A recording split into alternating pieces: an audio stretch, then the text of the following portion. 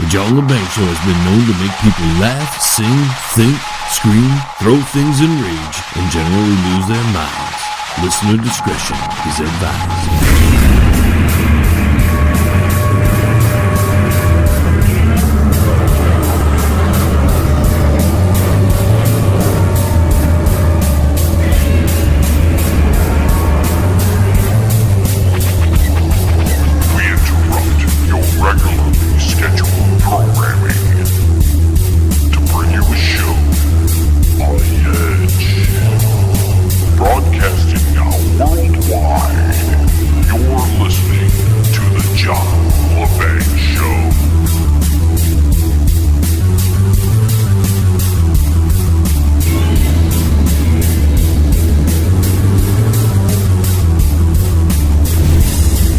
Well, we're in it again, aren't we, ladies and gentlemen?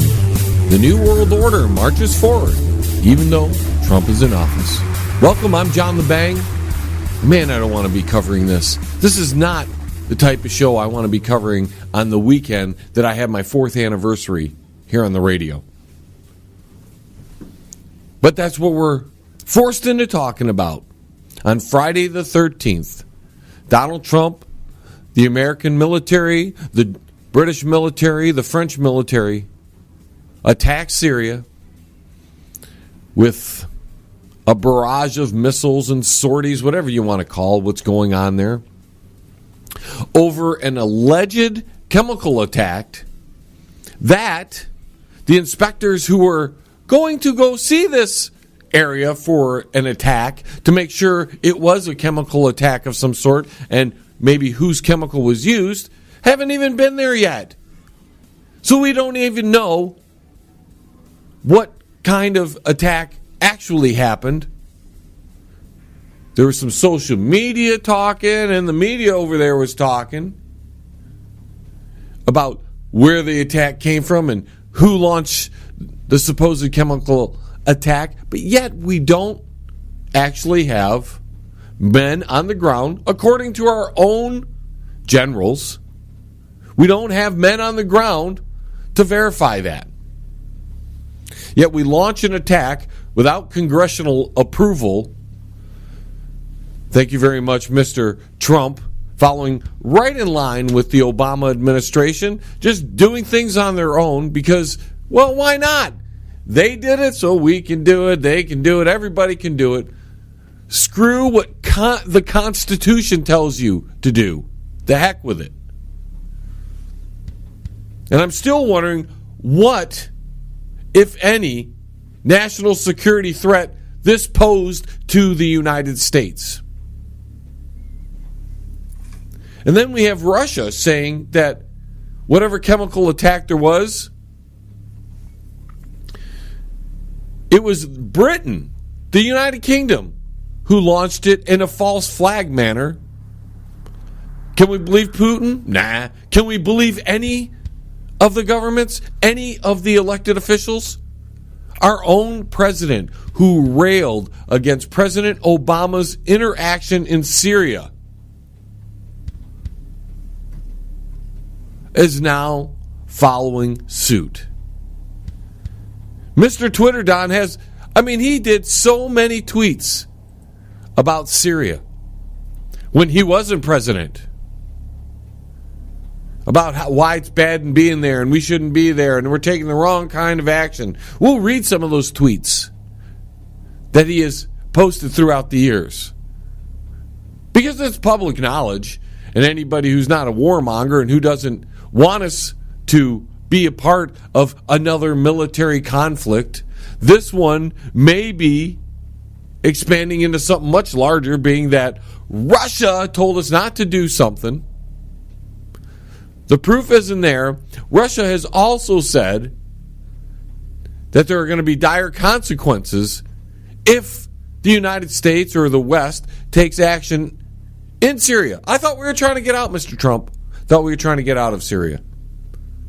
We pulled our boots on the ground out, or we were supposed to, but apparently that didn't work either.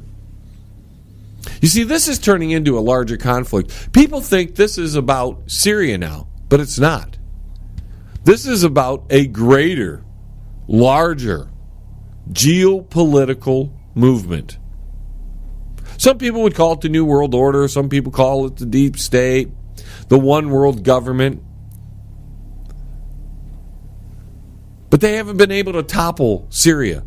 Not yet. And in fact, what really gets me, what makes me think a little bit, because I am a thinker, I'm not the ones who just absorb what the mainstream manufactured news tells me and then I just spit it out to whoever to make me think or to make other people think that I'm smart. I don't know how smart I am, ladies and gentlemen. I'm not the smartest person on the planet, but I know when we're being BS'd. I'm really good. I have a great BS detector here.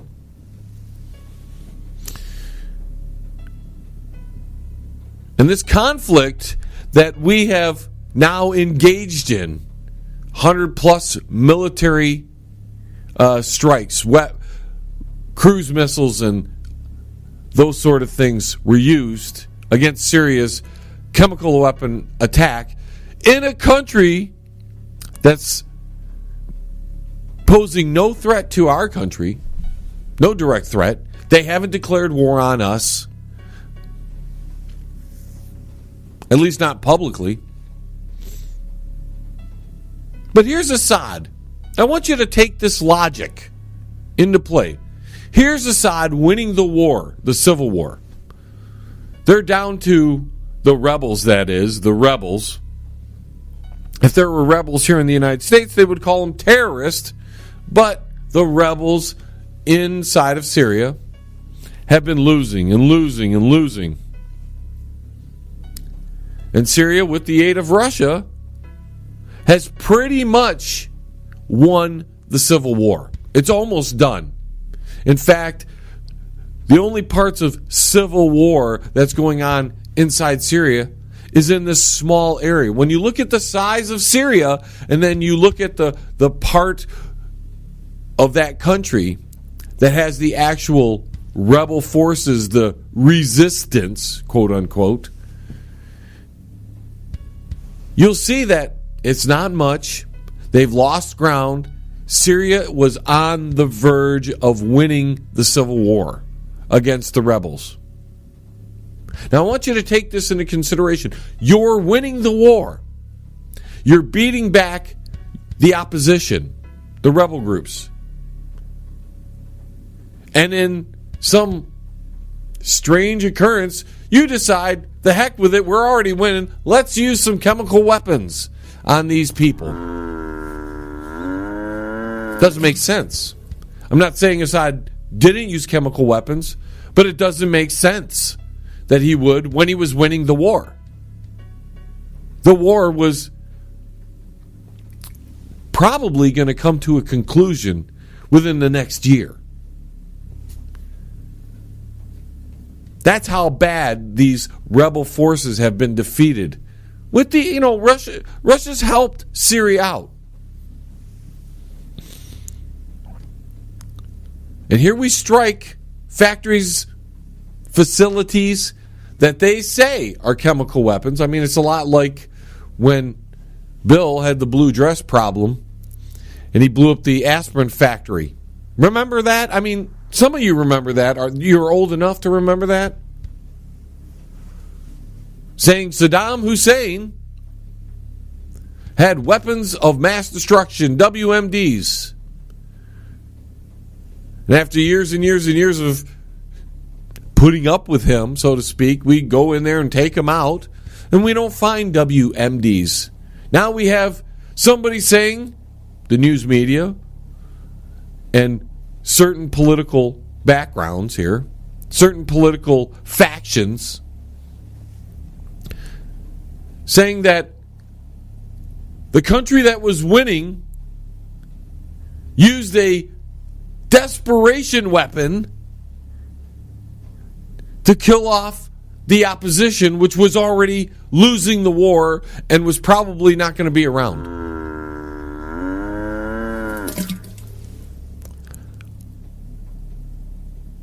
Now this escalates everything. We're moving the largest task force of ships into an area since like 2003 or 4. And if you think this hasn't been building up, this is something beyond a chemical weapons attack. Because I know the mainstream media doesn't want you to be fully aware of what's going on. But I'm going to play you a clip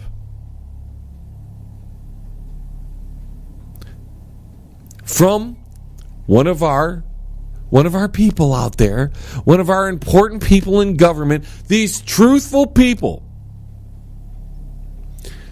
In a moment of truth, Mr. Pompeo, are you guys familiar with that guy, Mr. Pompeo? Pompeo, which is President Trump's nominee to serve as Secretary of State, so he's going to be doing the job of John Kerry and what Hillary Clinton did. He admits that we had a skirmish a few months ago, back in February, and he acknowledged that the U.S. killed a whole bunch of Russians inside Syria. And these weren't the Russian Olympic team. It wasn't the Russian hockey team. What kind of Russians would be in Syria? Well, that would be the Russian military. And if you don't believe me, here's the clip. This administration announced a nuclear posture review that has put Russia on notice that we're going to recapitalize our deterrent force in Syria. Now, a handful of weeks ago, the Russians met their match, and a couple hundred Russians were killed. The list of actions that this administration has taken, I'm happy to walk through each of them, but I don't want to take up much more time. And I appreciate the list that. is pretty long, man. And I certainly agree with that, and I think those actions are important. So Mr. Pompeo admits that the United States inside Syria took out a bunch of Russians. Now, I thought that we weren't supposed to be there because when President Trump was running for the office he is currently holding, he was against a lot of the Syrian action, and he was talking nice about Russia. Now he's trying to pick a fight with Russia. We've killed a couple hundred Russians. Now we're launching strikes inside Syria, a revenge strike on top of it. You know, Mr. Trump, just a side note here, Mr. Trump, if you're listening, all the Christian talk and all the biblical talk that I've heard out of you in the past 3 or 4 years, in the Bible it says we don't handle revenge, Mr. Trump. We leave that to God. So if you're such a Christian, Mr. Trump, you should follow those words. And since no actions were taken against U.S. forces, the U.S. itself, any U.S. interest, what revenge factor do we even have? We're going to get into a lot of the details of what happened on Friday the 13th. April, another April event. April's an awfully bloody month in the world. In history, it's just an awfully bloody month. That's the same month, actually, the 15th. That would have been the day of the Boston bombing, where the FBI knew some guys were going to do something, didn't do anything about it, and then they raided everybody's house looking for the guy. And the big thing, this is, before I go to break, because we're coming up against a break real quick here. Before I even go to break, how is it, Mr. Trump? How is it, Mr. Trump, that all the Democrats who hate you, every single one of them, are now supporting you, egging you on to attack Syria more? They egged you on beforehand, and you attacked. How is it? Are you a Democrat or are you a Republican? Are you against doing things inside Syria or are you not? All the people, the Nancy Pelosi's, the Feinsteins, all these people who are supposedly anti-war are egging on the president. Lindsey Graham, who hates the president, is now supporting the president in his actions